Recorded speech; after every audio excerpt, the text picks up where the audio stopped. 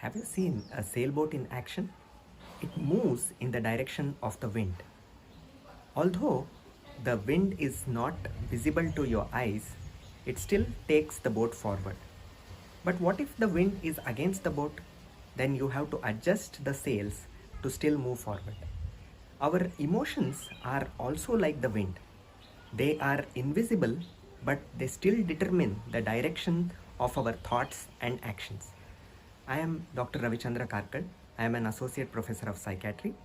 Today, we will discuss about how we can manage our emotions in these difficult times.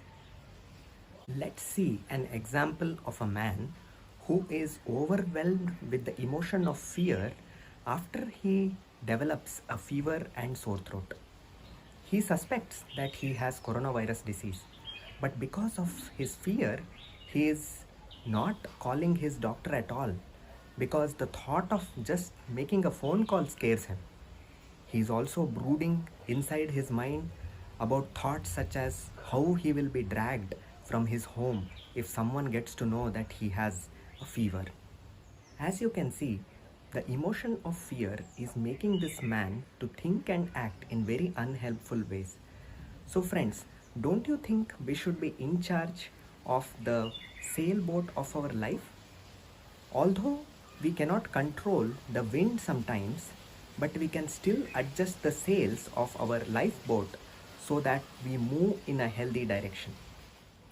The first step in managing our emotions is to become more aware of them and label them when we are experiencing it.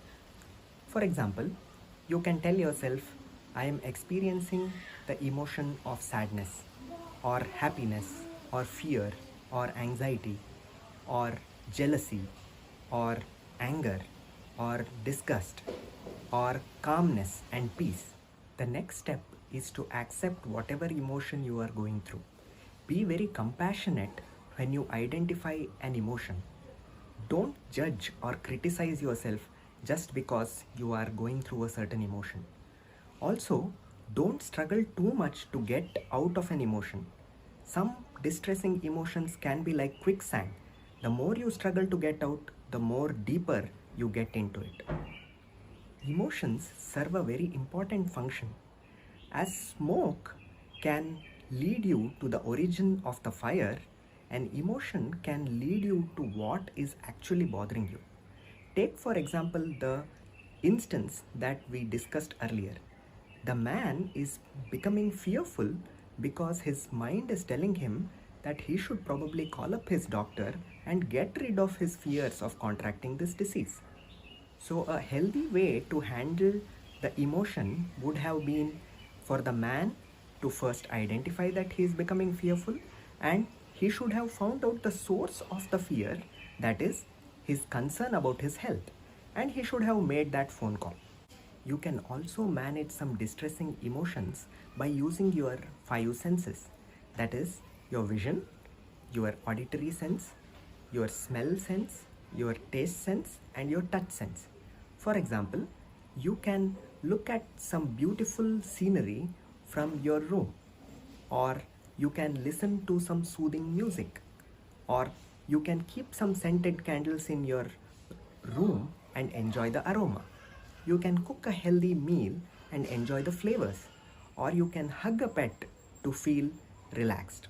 You can also exercise and meditate to manage some difficult emotions, or you can engage in some meaningful activities to make your day more pleasurable.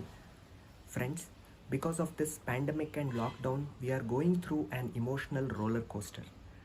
Don't let your emotions take you for a ride. Your emotions can be guiding lights which leads to meaningful thoughts and actions. Thank you.